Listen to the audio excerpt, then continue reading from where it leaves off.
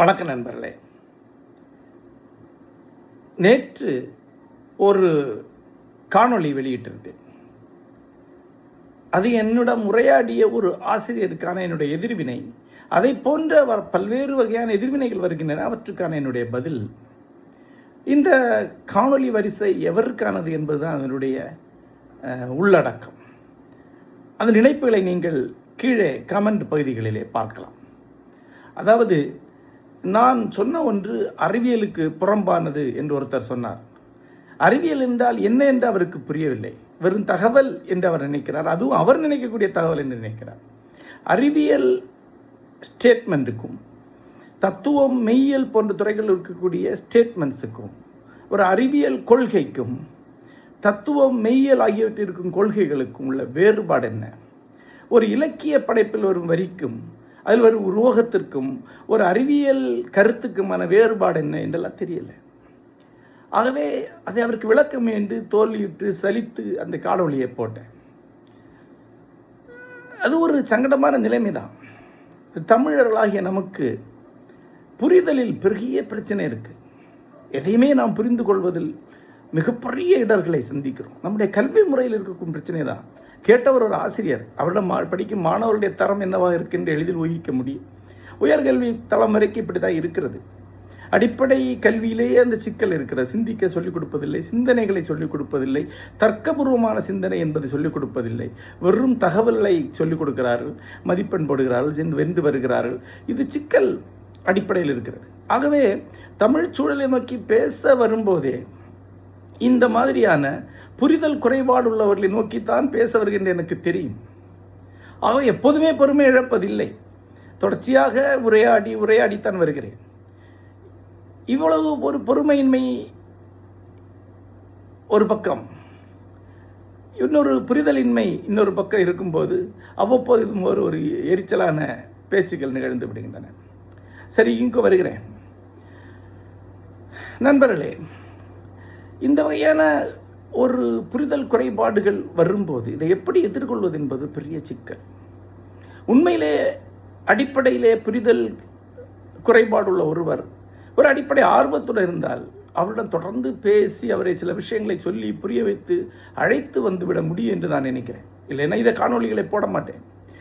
40 ஆண்டுகளாக இந்த முயற்சியில் ஈடுபட்டு கணிசமான வெற்றி அடைந்திருக்க என்பதுதான் ஒரு உலகளாவிய அறிவியக்கமாக எங்களுடைய முழுமை அறிவு, எங்களுடைய விஷ்ணுபுரம் இலக்கிய வட்டம் செயல்பட்டு கொண்டிருப்பதற்கு சான்று. ஏறத்தாழ 300க்கும் மேற்பட்ட அறிவியலாளர்கள், குறிப்பாக மேலைநாட்டு பல்கலைக்கழகங்களில் உயர் அறிவியலிலே ஆய்வு செய்யக்கூடியவர்களாக எங்களுடைய அமைப்பிலே தொடர்ந்து பங்களிப்பாற்றி கொண்டிருக்கிறார்கள் என்பதெல்லாம் இதற்கான சான்றுகள் தான். ஆகவே இது சாத்தியம்தான். ஆனால் எங்கே சாத்தியம் இல்லை என்றால், அறியாமையுடன் அரசியல் மூடத்தனமும் கலந்து கொள்ளும்போது சாத்தியமே கிடையாது. அறியாமையுடன் மத மூடத்தனமும் கலந்து கொள்ளும்போது சாத்தியமே கிடையாது. அறியாமையில் திளைக்கும் ஒருவர் அந்த அறியாமையை கருவியாக்கிக் கொள்வதற்கு அரசியல் அவரை கற்பிக்கிறது. அரசியல்வாதிகள் அறியாமையே நிறைந்தவர்களை நோக்கித்தான் அவங்க பேசுகிறாங்க. அவர்கள் ஒரு தன்னம்பிக்கை அவங்களுக்கு அளித்து விடுகிறார்கள். தாங்கள் அறிவின் உச்சத்தில் நிற்பதாகவும், இந்த அரசியல் கருத்தை, அந்த அரசியல் தரப்பை எடுத்து விட்டதனாலே தாங்கள் ஒரு அபாரமான அறிவுஜீவி ஆகிவிட்டதாகவும், ஐன்ஸ்டீனுக்கும் தாஸ்டாய்க்கும் ஷோப்பனவருக்கும் மேலே நின்று கொண்டிருப்பதாக இவங்க நினைக்க ஆரம்பிச்சிடுறாங்க. அதன் பிறகு அவர்களை உடைக்கவோ ஒரு சிறு அறிவுக்கதிரை உள்ளே நீட்டவோ முடியாது. ஆகவே இந்த சமூக வலைத்தளத்தை நீங்கள் பார்க்கலாம். இதில் இந்த வகையான அரசியல் மூடத்தனம் சற்று வெளிப்பட்டால் கூட அந்த கருத்து நீக்கப்படும், அந்த நபர் நீக்கப்படுவார். ஏனென்றால் இதை ஒரு சிறு வட்டமாக புரிதலுக்கான ஆர்வம் கொண்டவர்கள் ஏதேனும் வகையில் அறிந்து கொள்வதற்கான முயற்சி எடுப்பவர்களுக்காக மட்டும்தான் நடத்தி கொண்டிருக்கிறோம். ஆகவே இது தொடர்ந்து நடந்து கொண்டிருக்கிறது. என்னுடைய இணையதளம் வெளிவரும்போதே எனக்கு தொடக்க காலத்தில் இந்த பிரச்சனை இருந்தது.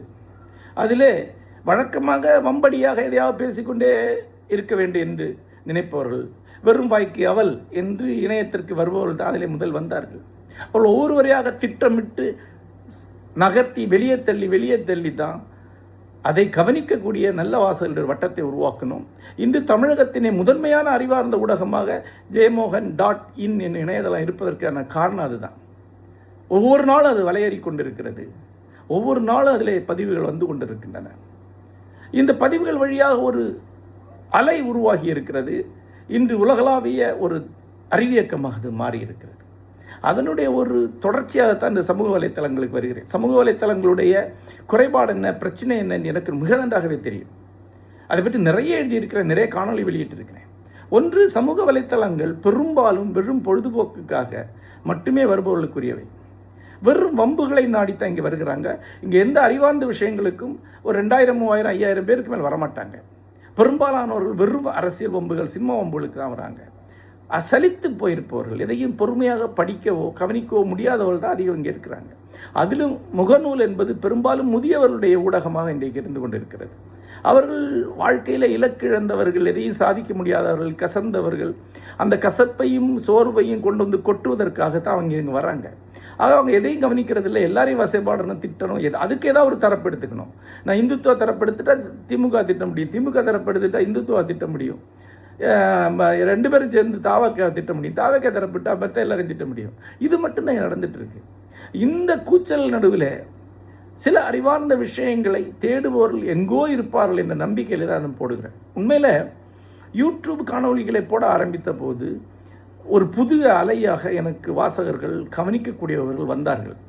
முகநூலிலிருந்து இந்த 2 ஆண்டுகளிலே அப்படி பெரிதாக எவரும் வரவில்லை என்பதுதான் உண்மை. ஆகவே முகநூலை பற்றிய சிறு ஒரு நம்பிக்கை எனக்கு இருந்தது. முகநூலை பற்றி என்னோட நண்பர்கள் சிலர் என்னிடம் தீவிரமாக வாதாடினார்கள். அதில் 2 முகநூலில் மிக உச்ச பதவியில் இருப்பவர்கள். அவர்கள் சொன்னால் அப்படியெல்லாம் நீங்கள் நினைக்க வேண்டாம், இதிலே ஒரு சிறு வட்டமாவது அறிவார்ந்த தேடல் கொண்டவர்கள் இருப்பார்கள், அவளை நோக்கி நீங்கள் பேசலாம் என்று சொன்னார்கள். அதன் பொருட்டு தான் இதை ஆரம்பித்தோம்.